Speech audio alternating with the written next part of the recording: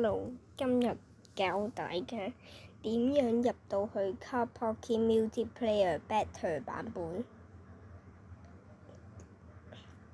咁我哋先碌落去啦，碌落去去到呢度，你就會見到呢個藍色嘅呢個框框，要撳呢個藍色裏面左邊嗰個藍色嗰個字加入。但係呢個係離開，咁你就唔使嚟噶，你就跟佢係加入，撳咗加入。